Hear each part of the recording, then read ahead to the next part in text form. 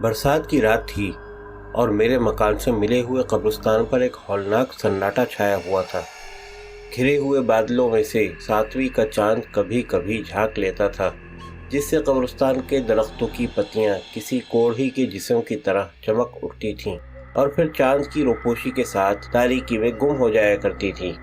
ہواؤں کی سائیں سائیں میں کبھی کبھی درختوں کی شاخیں اور ان کی پتیاں اس طرح ایک دوسرے سے ٹکرا جاتی تھیں کہ گڑے ہوئے مردوں کی ہڈیوں کے چٹکنے کی آواز سی پیدا ہو جاتی تھی۔ کبھی کبھی یہ محسوس ہوتا کہ ہواؤں میں مردے سانس لے رہے ہیں، کبھی کبھی یہ ہوائیں کسی غمزدہ مردے کی طویل آہ میں تبدیل ہوتی ہوئی محسوس ہوتیں۔ میں نے اسی لیے اپنی اس کھڑکی کو بند کر لیا تھا جو قبرستان کی جانب کھلتی تھی۔ اچانک انقلاب زندہ باد کے ایک منمناتے ہوئے نعرے نے اس سکوت کو توڑ ڈالا۔ نعروں کی متواتر صداؤں اور ہڈیوں کی کھڑکھڑاہٹ سے میں نے اندازہ کیا کہ قبرستان کے مدفون مردے اپنے کسی مانگ پر مشتعل ہو کر باہر نکل آئے ہیں اور اپنا حق حاصل کرنے کے لیے آگے بڑھ رہے ہیں، شاید اس لیے کہ جہاں زندوں کو اپنا حق نہ مل سکے وہاں ممکن ہے کہ مردے کامیاب ہو جائیں۔ یوں تو ہر جمعرات کو کسی نہ کسی قبر میں کھڑبڑ ہوا کرتی تھی اور کبھی کبھی ایک آدھ مردے سے ملنے کا اتفاق بھی ہوتا رہتا تھا، خاص طور پر اس وقت جب میں کسی رات کو 12 بجے کے بعد کسی ٹوٹی ہوئی قبر پر بیٹھا ہوا غزل کہتا رہا ہوں۔ ایسے میں کوئی مرحوم شاعر ادھر سے گزر جاتا تو الیک سلیک بھی ہو جاتی۔ بہت سے مردے مجھے پہچان بھی گئے تھے اور مجھے بھی ایک مرحوم قسم کا شاعر سمجھ کر اپنا دکڑا لے کر بیٹھتے اور شہر کی میونسپلٹی اور منتظم گورستان کی شکایت کرتے ہوئے اپنی اپنی قبروں سے بیزار نظر آتے۔ لیکن آج کی شورش تو کسی منظم تحریک کا نتیجہ معلوم ہوتی تھی، اسی لیے میں اپنے کمرے سے قبرستان پہنچ گیا کہ دیکھوں آج یہ ہنگامہ کیوں ہے۔ ابھی میں قبرستان کی حدود میں داخل ہوا ہی تھا کہ فضا نعروں سے گونج اٹھی، انقلاب زندہ باد، نہیں مریں گے نہیں مریں گے، عمدہ قبریں دینا ہوں گی، اچھی جگہ دینا ہوں گی۔ شاید کوئی جلوس نکلا تھا۔ میں لپکا کہ ہو سکے تو میں بھی شریک ہو جاؤں۔ نعرے تو انقلاب پسندوں ہی کے تھے، لیکن اچانک میرا پاؤں ایک بوسیدہ اور دھسی ہوئی قبر پر جا پڑا۔ مالک مکان نے میری ٹانگ لی اور بولا، اما کیا اندھے ہوئے ہو؟ سجھائی نہیں دیتا؟ خواہ مخواہ میری بازی خراب کر دی، بس مات دینے والا ہی تھا۔ میں سمجھ گیا کہ ہو نہ ہو کسی شاطر کے قبر پر لات پڑ گئی۔ معذرت کرتے ہوئے بولا، معاف کیجیے گا، جلوس میں شامل ہونے جا رہا تھا اس لیے۔ شاطر مردے نے بات کاٹی، کیا اس لیے دسلیے کر رہے ہو میاں؟ ساری بساط الٹ دی۔ اما تم بھی جلوس ہی ایک کمیونسٹ نکلے، رات بھر وہ لفنگے سونے نہیں دیتے، خبریں ہلائے ڈالتے ہیں، اور اب ایک تم ہو کہ چلتے چلتے ہاتھی گھوڑوں شاہ وزیر کو لات مار دی، گم ہو گئے سارے مہرے۔ مگر یہ کیا، تمہاری ٹانگ پر تو ابھی بوٹی چڑھی ہوئی ہے، آج ہی مرے ہو کیا؟ اما ذرا بیٹھو تو، کہاں کے ہو؟ مجھے محسوس ہوا کہ میری ایک ٹانگ سخت ہڈیوں کی گرفت میں آ گئی ہے جس سے چھٹکارا ملتا نظر نہیں آتا۔ اس لیے میں نے کہا، ہوں تو لکھنؤ کا، لیکن کلکتہ میں۔ اچھا، تو آپ بھی لکھنؤ کے ہیں، لیکن مرے کلکتے میں؟ شاطر صاحب نے بات کاٹتے ہوئے تنزن کہا، مرنے کو کوئی اور جگہ نہیں ملی؟ شطرنج جانتے ہو؟ جی نہیں۔ آئیں، شطرنج نہیں جانتے؟ اما لکھنؤ کے ہو اور شطرنج نہیں جانتے؟ میں تو اس وقت بھی شطرنج کھیل رہا تھا جب گورے بیلی گارڈ سے کیسر باغ پر گولے مار رہے تھے، تو پھر تمہیں روکنے سے کیا فائدہ؟ جاؤ میاں جاؤ، اپنی راہ لو، لیکن ذرا آنکھیں کھول کر چلا کرو۔ بڑی بدتمیزی ہے یہ کہ چلتے چلتے کسی کو لات مار دی۔ لیکن ہاں، کوئی خبر نہ ملے تو آنا میرے پاس، سستے میں خبریں دیتا ہوں، بس تھوڑی سی سلامی دینا ہوگی۔ ہڈیوں کی گرفت ڈھیلی ہوئی اور میں بھاگا۔ جلوس آگے بڑھ چکا تھا، ایک کشادہ چکور جگہ جمع تھا، میٹنگ ہونے والی تھی۔ انتظار اس کا تھا کہ چاند چھپے تو مکمل تاریکی میں جلسہ شروع ہو۔ کوئی گھنٹہ بھر بعد قبرستان پر مکمل تاریکی چھا گئی۔ ہڈیوں کی کھڑکھڑاہٹ اور کلنگ کلنگ کی آوازوں سے اندازہ ہوا کہ اہل جلسہ اپنی اپنی جگہ بیٹھ رہے ہیں۔ پھر ایک آواز گونجی، میرے ساتھیوں، ہم قدیم و جدید مردوں کا یہ جلسہ چند زندوں کے جبر و ظلم، منمانی حرکتوں، خود غرضیوں، سیاسی کارستانیوں اور ہم مردوں کے وقار و عزت فروشی کے خلاف بطور احتجاج منعقد کیا گیا ہے۔ آج ہمیں یہ فیصلہ کرنا ہے کہ جو ہتک اور بے آبروئی ہماری اب تک ہوتی آئی ہے، کیا ہم اسے برداشت کرتے چلے جائیں اور انصاف کے لیے قیامت کا انتظار کریں، یا خود بھی کچھ جد و جہد کر کے ان بدعنوانیوں کو روکنے کی کوشش کریں؟ ہمارے ساتھیوں میں اکثریت کی رائے یہ معلوم ہوتی ہے کہ ہمیں اپنے طور پر کچھ کرنا چاہیے، کیونکہ ہمیں کچھ کرنا ہے اور اجتماعی طور پر سامنے آنا ہے۔ اس لیے ہمارا کوئی عمل بھی اس وقت تک قابل اعتنا نہ ہوگا جب تک ہم متحدہ طور پر کسی تنظیم کے تحت نہیں آ جاتے۔ اس لیے ضرورت اس بات کی ہے کہ آج کے جلسے میں ہم ایک عوامی پارٹی کی تشکیل کریں، جس کے اولین رکن وہ تمام مردے سمجھے جائیں جو آج اس جلسے میں شریک ہیں۔ اب جلسے کی باقاعدہ کارروائی شروع ہوتی ہے۔ میں آج کے جلسے کی صدارت کے لیے اپنے بزرگ مرحوم المرحومین حضرت قمر الدین کا نام تجویز کرتا ہوں۔ ہم تائید کرتے ہیں، ہم تائید کرتے ہیں، بہت سی ہڈیاں بیک وقت کھڑکھڑائیں۔ باقاعدہ جلسہ شروع ہو گیا۔ سب سے پہلے شہید نامی ایک نوجوان مردہ بڑے پرجوش انداز میں تقریر کرنے کھڑا ہوا۔ چٹخ چٹخ کی متواتر آوازوں سے یہ اندازہ کرنا مشکل نہ تھا کہ مقرر علاوہ زبان کے ہاتھوں اور سر و سینے کی ہڈیوں سے بھی کام لے رہا ہے۔ دنیا کے مردوں، اس کی آواز گونجی، تیار ہو جاؤ کہ وقت جہاد ہے۔ ہم کہ مر چکے ہیں اب نہیں مر سکتے، ڈرے وہ جو مرنے سے ڈرتے ہیں۔ ہم صاف صاف یہ بتا دینا چاہتے ہیں کہ آئندہ مرنے والوں کے ساتھ اگر ہمارے جیسا ہی سلوک کیا گیا اور خود ہمارے ساتھ اب تک جو سلوک کیا جاتا رہا ہے، اگر اس میں خاطر خواہ تبدیلی نہ کی گئی تو ہم جارحانہ کارروائی پر مجبور ہو جائیں گے۔ ہم اس لیے نہیں مرے تھے کہ مرنے کے بعد بھی ہمیں زندوں کی طرح بلکہ اس سے بھی زیادہ بدتر حالات سے گزرنا پڑے۔ اس جلسے میں سینکڑوں وہ ہیں جو خوشی خوشی بے کھائے پیے اس لیے مر گئے کہ زندوں کو اس گرانی میں کچھ کھانے پینے کو مل جائے۔ سب مردے جانتے ہیں کہ میں اپنے وطن کی جنگ آزادی کا ایک سپاہی تھا۔ میری پیشانی کی چوڑی ہڈی میں وہ کول چھید آج تک موجود ہے جو کسی رائفل کی اس گولی کی نشانی ہے جس نے مجھے آپ لوگوں سے ملایا اور مجھے ایک کچی قبر دے دی گئی۔ مجھے اس کچی قبر پر کوئی اعتراض نہیں تھا، بلکہ میں نے اسے پسند کیا کیونکہ وہ ٹھنڈی اور فرحت بخش تھی، اور پکی قبر سے تو مجھے جیل کی وہ کال کوٹری آ جاتی ہے جس میں مجھے انسپکٹر صدر الدین کی جھوٹی رپورٹ اور جھوٹی گواہی پر 1.5 سال تک بند رکھا گیا تھا۔ انسپکٹر صدر الدین کو ہمارے بہت سے ساتھی جانتے ہوں گے، وہی لمبے چوڑے ڈیل ڈول اور موٹی توند والے انسپکٹر جس نے محلے کے غنڈوں کے نام پر فحاشی اور قمار بازی کے اڈے کھول رکھے تھے، جس نے انگریز سپرنٹینڈنٹ کی خوشنودی حاصل کرنے کے لیے اپنے ایک غریب لیکن ایماندار ہمسائے کے خلاف ایک جھوٹا مقدمہ قائم کر کے اسے سیشن سپرد کرا دیا تھا۔ جب وطن آزاد ہوا اور انگریز چلے گئے تو ڈر کے مارے وقت سے پہلے ریٹائر ہو گیا اور شہر کے مختلف حلقوں میں فرضی ناموں سے مساج بات کھولے، پاکٹ ماروں کے اڈے قائم کیے اور نئی حکومت میں پولیس کے انفارمر کی حیثیت سے ابھی کل پرسوں تک کام کرتا رہا۔ کتنے گھرانے اس کی خود غرضیوں اور ہوس نے تباہ کیے، اس کا اندازہ ہمارے وہ ساتھی لگا سکتے ہیں جو خود بھی اس کی یا اس کے کارندوں کی زد میں آ کر وقت سے پہلے مرنے کے لیے تیار ہو گئے۔ تو کہنا یہ تھا میرے ساتھیوں کہ آج اسی انسپکٹر کو میرے اوپر لا کر ڈال دیا گیا۔ اف، کتنی بو تھی اس کے سڑے ہوئے گوشت میں، میری تو ناک سڑ گئی۔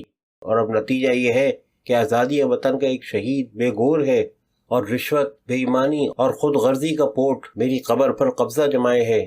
اس کے محلے کے کچھ امیر اور غنڈے اور قمار باز اس کی قبر کو پختہ کرنے کا اہتمام کر رہے ہیں تاکہ اسے مستقل سکونت مل جائے اور میں ایک شہید آزادی ایک مستقل ریفیوجی کی طرح بھٹکتا پھروں۔ اس میں کوئی شک نہیں کہ اب تک جو کچھ میں نے کہا اس کا تعلق میری ذات سے تھا، اور کوئی مصیبت بھی اس وقت تک عوامی نہیں سمجھی جا سکتی جب تک اس کا تعلق عوام سے نہ ہو۔ لیکن میں نے یہ سرگزشت صرف اس لیے سنائی ہے کہ یہ صرف میری سرگزشت نہیں، ایسے ہی حالات سے بہت سے بھائی اور بہنیں اور مائیں اس قبرستان میں گزر رہی ہیں۔ قول سالک، یہ واردات فقط میری واردات نہیں۔ اس پر بہت سے مردے چلا اٹھے، سالک صاحب کو بلائیے، سالک صاحب کو بلائیے، نظم سنیں گے۔ نوجوان مقرر بولا، گھبرائیے نہیں، وہ آنے ہی والے ہیں۔ انہیں تو اب تک اور ان حالات میں یہاں آ ہی جانا چاہیے تھا، لیکن ذرا ضدی آدمی ہیں، وہیں کسی سے الجھ گئے ہوں گے یا بطور احتجاج مرنے سے انکار کر دیا ہوگا۔ یہ بھی ممکن ہے کہ اپنا یا حزب مخالف کے کسی امیدوار کا الیکشن لڑ رہے ہوں، یا DIR کی نظر لگ گئی ہو۔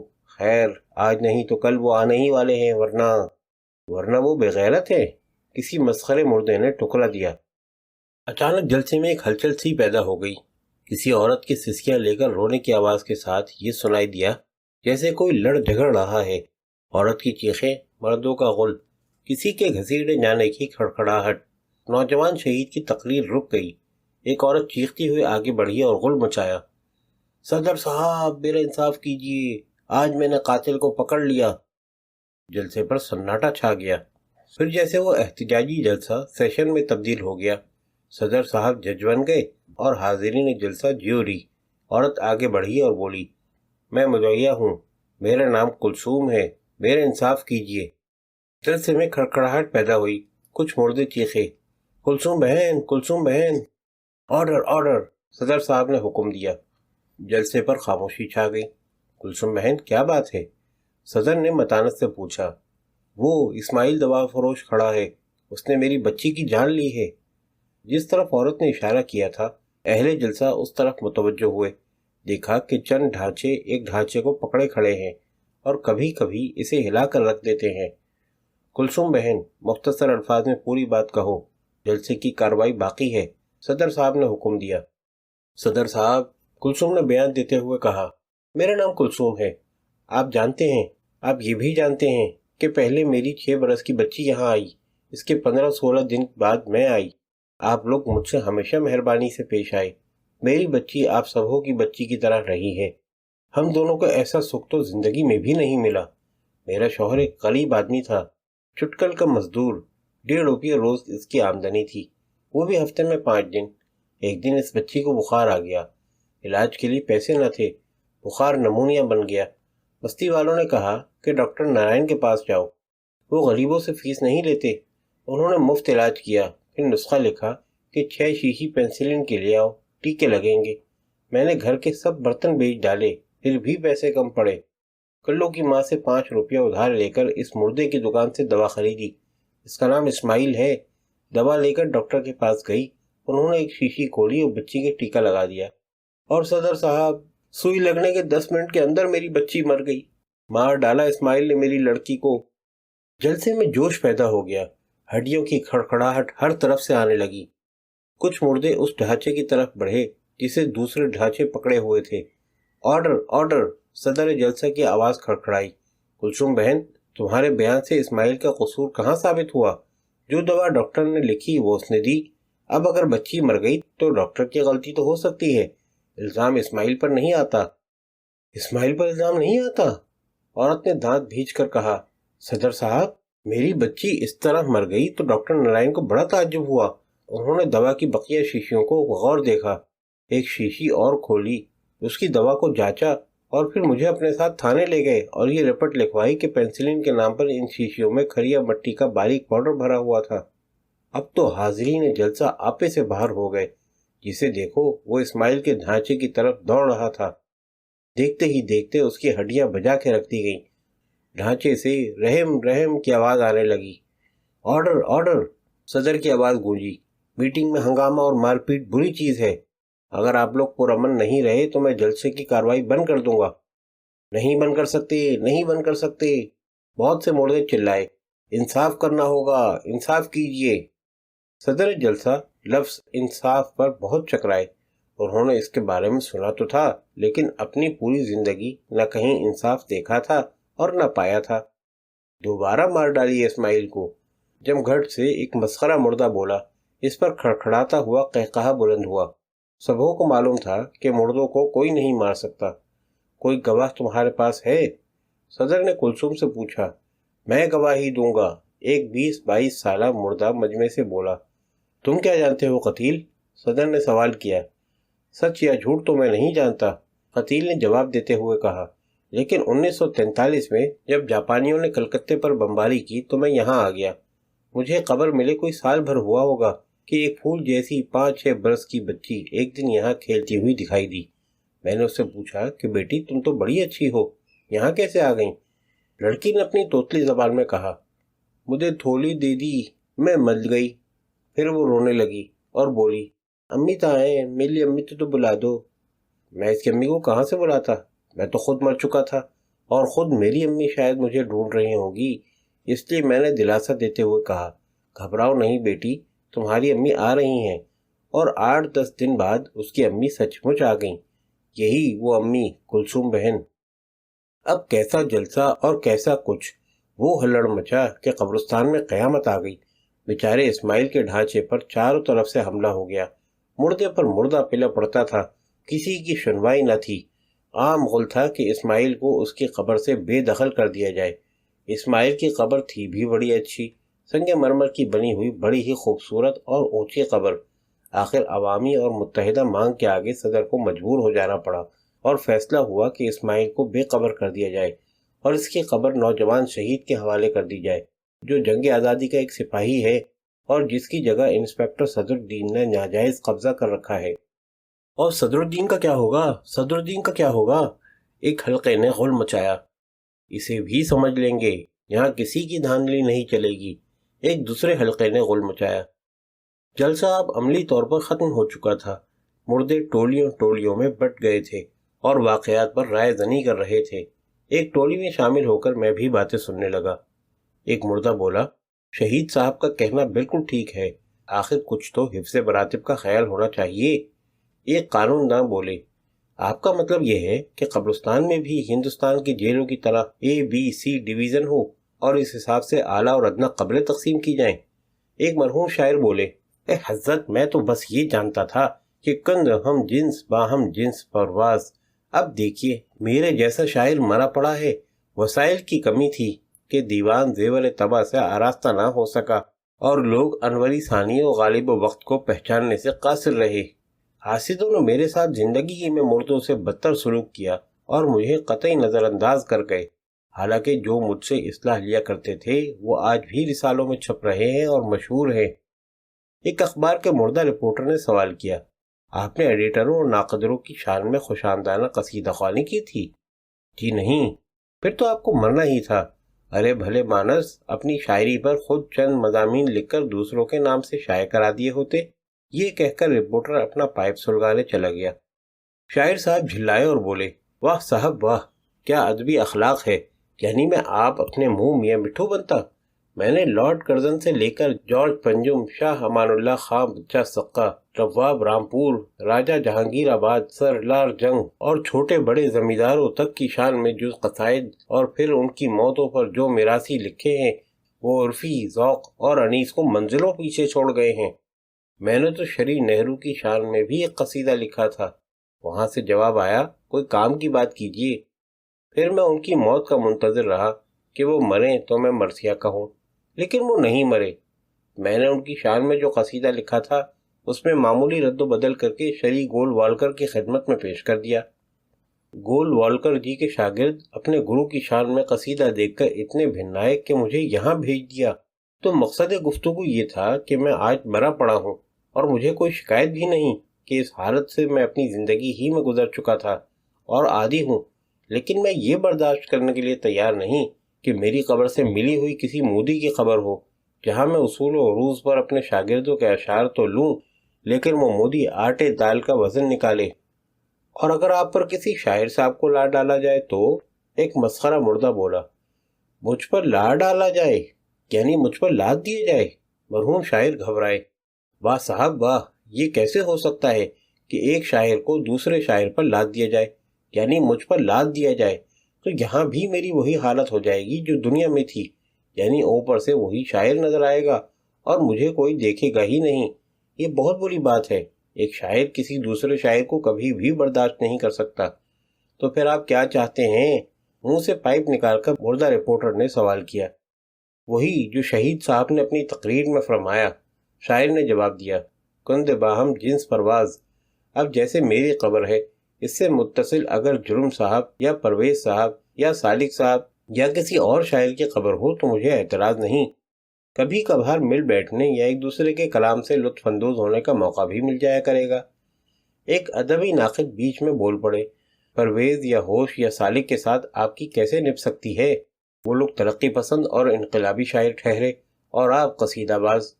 شاعر غصے سے بے قابو ہو گیا اور دائیں ہاتھ کی ہڈیاں بائیں ہاتھ پر چڑھاتے ہوئے چیخا، زبان سنبھال کے بات کرنا، یہ قصیدہ باز کی کیا معنی؟ کیا میں امیروں کے سروں پر قصیدہ مارتا تھا؟ قصیدہ باز تو ہوں گے آپ کے والد محترم، آپ کے ام محترم، آپ کے… ابھی یہ مرحوم شاعر نثری قصیدہ خوانی میں مصروف ہی تھے کہ کانوں میں ایک گرجدار آواز آئی، کس قابل ہیں آپ سالک، تم بھی آ گئے؟ اور حضرت سید محمود طرزی نے مجھے گلے لگا لیا، لیکن فوراً ہٹ گئے جیسے کوئی ناپاک شے چھولی ہو۔ یہاں سے فوراً واپس جاؤ، تم ابھی زندہ ہو۔ وہ سنجیدگی سے بولے، یہ زندہ ہے، یہ زندہ ہے، یہ زندہ ہے۔ بہت سے مردے بولے، مردہ کرو، مردہ کرو، مردہ کرو۔ ایک عام شور مچا، اہل قبور اپنا تفرقہ بھول گئے۔ سود خور اور دیندار، مل مالک اور مزدور، مسلم لیگی اور کانگریسی، بنگالی و بہاری، میخوار و زاہد، اسماعیل و کلثوم، شہید و صدر الدین، شاعر اور مودی، قبرستان کی پوری آبادی ایک ہو کر میرے پیچھے دوڑی، جیسے چین یا پاکستان نے بھارت پر حملہ کر دیا ہو اور ایمرجنسی کے تحت سب متحد ہو گئے ہوں۔ اور میں بھاگتا چلا گیا۔ ایک بوسیدہ قبر میں پاؤں دھسا، میں گر پڑا۔ قبر سے آواز آئی، اد تیرے کی! پھر کسی کمیونسٹ نے میری بساط الٹ دی۔